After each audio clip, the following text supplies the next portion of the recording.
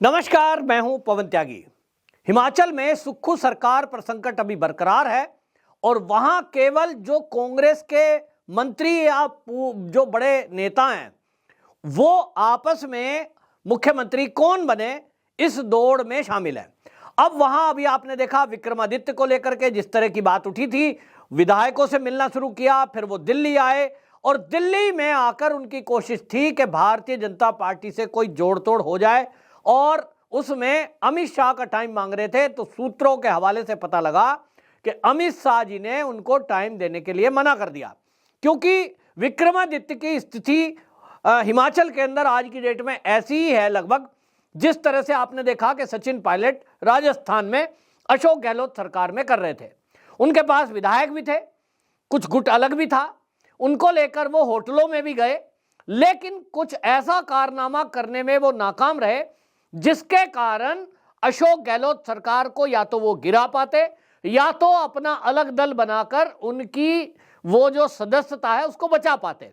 जब दोनों काम में वो विफल रहे, इसीलिए भारतीय जनता पार्टी ने इससे दूरी बना ली। अब इसमें भारतीय जनता पार्टी की अगर वो मदद चाह रहे थे कि बीजेपी जोड़ तोड़ में उनकी मदद करे, तो भाई भारतीय जनता पार्टी इतनी कच्ची गोली नहीं खेलती। उसको पता है कि लोकसभा का चुनाव आ रहा है, राजस्थान में लोकसभा का चुनाव के पहले विधानसभा का चुनाव भी था। तो अगर ऐसे में जोड़ तोड़ करती तो आज जो राजस्थान के अंदर भारतीय जनता पार्टी की खुद के दम पर सरकार है, कहीं ना कहीं वो बनने से चूक सकते थे, क्योंकि फिर कांग्रेस ये कहती देखो भाई हमारी चुनी हुई सरकार गिरा दी, भारतीय जनता पार्टी ने दल बल का प्रयोग किया। और इसलिए भारतीय जनता पार्टी ने ये जो कुछ भी आपस की इनके अंदर की लड़ाई थी, क्योंकि लड़ाई तो आप देखिए हमने देखा ही है कि राजस्थान में सीएम की पोस्ट को लेकर जिस दिन अशोक गहलोत ने शपथ ग्रहण की, पार्टी आला कमान ने नाम घोषित किया, उसी दिन से सचिन पायलट का एक खेमा और सचिन पायलट अपनी सरकार पर प्रहार कर रहे थे और अपनी सरकार की कमियों को बार बार गिनवा रहे थे। दिल्ली में दौड़ लगती थी, दिल्ली में जाकर उनको डांट पड़ती थी, थोड़ा मल्लम लगा दिया जाता था और यह सरकार चलती रही।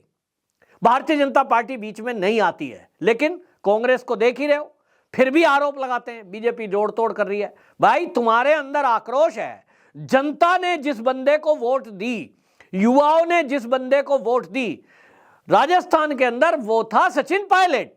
लेकिन सोनिया गांधी और राहुल गांधी का पसंदीदा कौन था? वो था अशोक गहलोत। और इसलिए जनता की राय को दरकिनार करते हुए एक परिवार की पसंद कौन है उसको सीएम बना दिया, इसी के कारण आक्रोश था।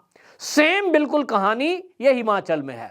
हिमाचल में विक्रमादित्य वो परिवार है जिसके पीछे लोगों का एक भावना जुड़ी हुई है। लोग मानते हैं कि उनके पिताजी ने क्योंकि अच्छे काम किए थे, इसलिए भाई बेटे को भी आगे बढ़ाओ। युवा भी है, युवाओं ने वोट दी और ये कुछ एंटी इनकम्पेंसी था, लेकिन इसके अलावा भी वहां सुक्खू का तो कहीं नाम नहीं था, सुखविंदर सुक्खू का।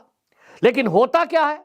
होता वही है जो कांग्रेस का कल्चर है कि गांधी परिवार जिसका नाम तय करेगा यहां वो तय होगा। ये ना तो जनता की राय ली जाती है, ना काबिलियत देखी जाती है, ना कुछ देखा जाता है। आपने ये पंजाब में भी देखा, जो चन्नी को चुनाव किया गया था, कौन था? कुछ भी, मैं किसी के अपमान की बात नहीं कर रहा हूं, लेकिन वो भी गांधी खानदान यानी राहुल गांधी का पसंदीदा। तो राहुल गांधी की पसंद कौन है वो वहां चलती है। प्रियंका गांधी वाड्रा अपनी पसंद को आगे लाने की कोशिश करती है। सोनिया गांधी का अपना एक गुट है। कांग्रेस के अंदर 3 ही गुट है, मल्लिकार्जुन खड़गे हो या बाकी कोई सीनियर लीडर हो, वो इन 3 ही गुट में कहीं ना कहीं फिट होते हैं। बाकी का अपना 3 गुट है, लेकिन ये 3 में मल्लिकार्जुन खड़गे को तो इन्होंने इसलिए रखा है कि 2024 का जो चुनाव आएगा और जब रिजल्ट आएगा और कांग्रेस की 50 सीट भी नहीं आनी, जैसा कि मैं पूरा मेरा अपना दावा है, उसके बाद ये क्या कहेंगे, मल्लिकार्जुन खड़गे अध्यक्ष ठीक नहीं था, हटा दो इसको। कौन अच्छा है भाई? प्रियंका गांधी को बनाओ, क्योंकि अभी तक वो बनी नहीं है, उसको बनाएंगे, नंबर उसी का लाना है। तो कुल मिलाकर के ये एक जैसे होता है ना वो कि अब की बार तू अब की बार मैं, और इसीलिए इसमें ये सब करते रहते हैं। हिमाचल में इनकी आपसी लड़ाई है और जिस तरह इन्होंने बीजेपी पे प्रहार करने की कोशिश की, बीजेपी जोड़ तोड़ कर, बीजेपी काहे को जोड़ तोड़ करेगी भाई, और वो भी ऐसे टाइम पे जब लोकसभा का चुनाव सिर पे हो। हाँ, जरूरत कांग्रेस को है प्रतिभा सिंह को जरूरत है, क्योंकि वो किसके साथ जाना चाहती है ये तो उनको खुद तय करना पड़ेगा। आप एक ऐसी पार्टी की सांसद बनकर जिंदगी जीना चाहते हो जो राम के विरोधी हैं, आप एक ऐसी पार्टी के हित में साथ में रहना चाहते हो जो चीन के भाषा बोलते हैं और पाकिस्तान की भाषा बोलते हैं, एक ऐसी पार्टी के साथ रहना चाहते हो जो हिंदू और सनातन विरोधी है, तो ये तो कांग्रेसियों को तय करना है। जिनकी विचारधारा ऐसी हो कि वो हिंदुओं के साथ जिस तरह से देश की आजादी के पहले से लेकर देश के टुकड़े कराना, फिर एक तुष्टीकरण के कारण मुसलमानों का तुष्टीकरण करना, वैसी विचारधारा की पार्टी है जो हिंदुओं को भी आतंकवादी बतानी थी, पूरी ताकत लगा रही थी कि इनको कैसे आतंकवादी घोषित किया जाए। एक तरफ वो पार्टी है जिनको लगता है कि वहीं रहना चाहिए और बस इस देश में मुसलमानों का हितैषी बने रहना चाहिए, इस देश के बहुसंख्यक हिंदू को अपमान करते रहना चाहिए, वो कांग्रेस में रहेंगे। और जिसको लगेगा कि पोस्ट गद्दी ये जाए भाड़ में, पहले देश है फिर धर्म है, वो रहेगा बीजेपी में, वो रहेगा एनडीए में। हिमाचल के अंदर भी राम मंदिर के बाद से ही सुगबुगाहट शुरू हुई, क्योंकि राम जी के मंदिर के बाद जिस तरह से देश का माहौल हुआ, उसमें कांग्रेस के नेता आईने में जब सामने सुबह खड़े होते होंगे ना, अपना चेहरा देखते होंगे कि हम किसके साथ खड़े हैं, हम उस सोनिया गांधी के साथ खड़े हैं, बल्कि उसके पीछे खड़े हैं, साथ छोड़ दीजिए नारा लगाने में। राहुल गांधी, सोनिया गांधी, प्रियंका गांधी वाड्रा, कौन है गांधी परिवार? वो जिसने राम जी के मंदिर को रोकने के लिए वकीलों की फौज खड़ी की, जिन्होंने राम के अस्तित्व पर सवाल उठाया, जिनके चलते इस देश में राम का मंदिर नहीं बन पाया, कृष्ण जी का मंदिर नहीं बन पाया, भोलेनाथ की नगरी में कॉरिडोर नहीं बन पाया। ये वो लोग हैं जिन्होंने मुस्लिम तुष्टीकरण के कारण अरबों खरबों रुपए की जमीन वक्फ बोर्ड को दे दी ताकि मुसलमानों का वोट मिल सके। तो जब आईना देखते होंगे ये कांग्रेसी जरूर सोचते होंगे, और जिस पार्टी के विरुद्ध ये बयानबाजी करते हैं, जिस आरएसएस के विरुद्ध राहुल गांधी आग उगलता है, और जो ये कांग्रेसी उस संस्था को बैन करना चाहते हैं, वो राष्ट्रीय स्वयंसेवक संघ का स्वयंसेवक देश का प्रधानमंत्री जब बना 2014 में, देश का गृह मंत्री जब आरएसएस का स्वयंसेवक बना अमित शाह के रूप में, तो उन्होंने दिखाया कि राजनीति क्या होती है। राजनीति के पहले राष्ट्रनीति है, और राष्ट्रनीति कहती है कि राष्ट्र को सर्वोपरि रखते हुए योजनाओं को बनाओ, अपनी विचारधारा को रखो, देश को आगे रखो, देश के हित में ही हमारा हित है। और इस विचारधारा से जब सरकार चली तो 2014 से लेकर अभी तक कई केंद्र के मंत्री, कई सांसद, देश का प्रधानमंत्री, गृह मंत्री, कई राज्यों के मुख्यमंत्री, जब ये भारतीय जनता पार्टी की सरकारें जहां चल रही है और केंद्र की सरकार, क्या गजब करके दिखा दिया। एक तरफ कोरोना जैसी महामारी जो पिछले 100 साल में सबसे बड़ी महामारी, और आप सोचिए सारे सर्वे कह रहे थे कि भैया करोड़ से ज्यादा लोग मरेंगे भारत में, 140 करोड़ की आबादी, छोटे छोटे घरों में रहने वाले कई कई परिवार, बोले यहां तो महामारी के रूप में लाशों के ढेर लगेंगे, 1 करोड़ से अधिक लोग मरने वाले हैं, ऐसा आकलन हुआ था।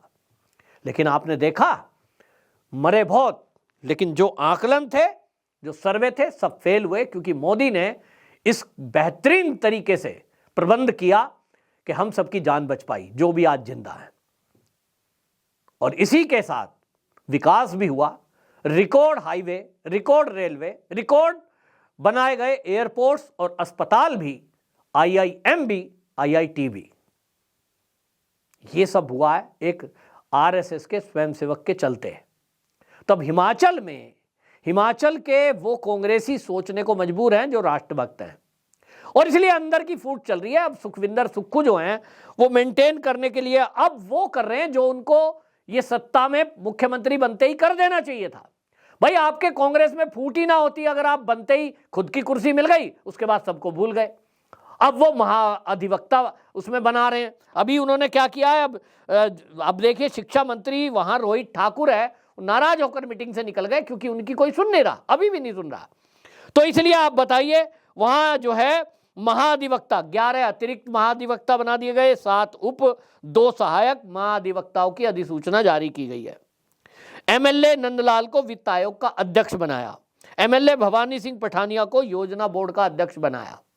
तो भाई सुक्खू जी ये आप पहले ही कर लेते तो ये आपसी लड़ाई ना होती, और इस लड़ाई का भारतीय जनता पार्टी से दूर दूर तक का कोई लेना लेना नहीं है। 2024 का लोकसभा चुनाव अब आ ही गया है। ऐसे में भारतीय जनता पार्टी कोई भी सहानुभूति की वोट कांग्रेसियों को दिलवाना नहीं चाहती। पब्लिक देख रही है और पब्लिक हिमाचल से पूरी तरह इन कांग्रेसियों को साफ करेगी। जब चुनाव निपट जाएगा उसके बाद देखेंगे कि वहां की सरकार को क्या करना है। भारतीय जनता पार्टी तब तक कुछ नहीं करेगी। हां, कांग्रेस के जो लीडर हैं वो जरूर असहज महसूस कर रहे हैं कांग्रेस के अंदर, क्योंकि उनको पता चल गया है कि अब कांग्रेस के ऊपर जो लेबल लगा है ना, जो देश के लोगों ने लगाया है, वो लगाया है राम विरोधी। जिस तरह से राहुल गांधी विदेश यात्रा करते हैं, उनकी विदेश यात्राओं में जोर सोरस के लोगों से मिलना, मुलाकात करना और फंडिंग की जो खबरें आ रही हैं, उससे एक मोहर लगती है कि ये हैं देश विरोधी। है नहीं है वो जांच का विषय है, लेकिन आम जनता के मन में यह है कि ये देश विरोधी लोगों की पार्टी है और इसलिए इसका खामियाजा हर कांग्रेसी को भुगतना पड़ेगा। अभी चुनाव के रिजल्ट में आप देख लेना और इसके बाद राज्यों की सरकार में देख लेना, सब जगह से कांग्रेस का सुपड़ा साफ होना है। और इसलिए कांग्रेसी जो अपना भविष्य देख रहा है, विक्रमादित्य जैसा तो अभी युवा ही है, उसको लगता है कांग्रेस में रहकर तो डूबती नाव में सवार होना है। और इसलिए सबसे आगे बढ़ने वाला, सबसे दुनिया का बड़ा नंबर 1 संगठन भाजपा का हिस्सा बन जाएं तो भविष्य है। ऐसा जो सोचते हैं वो बीजेपी में आने को तरस रहे हैं। ये बात अलग है, बीजेपी अभी अपने दरवाजे बंद रखे हैं क्योंकि वो बदनामी नहीं चाहती। और इसलिए हिमाचल की सरकार गिरने और दूसरी सरकार बनने में अब बीच में रुकावट आई है। और जो जैसा मैंने कहा है कि वहां केवल एक ही स्थिति बनेगी कि जो बागी हैं, जो नाराज हैं, वो सुक्खू का साथ छोड़ के जाएंगे। और भारतीय जनता पार्टी इंतजार में है, जोड़ तोड़ नहीं करेगी भाजपा, लेकिन जिस दिन ये तोड़ कर जाएंगे उसी दिन दावा करेगी कि सरकार अल्पमत में है और बहुमत सिद्ध करे सुक्खू, और वो नहीं कर पाएंगे और इसलिए विधानसभा हो जाएगी भंग।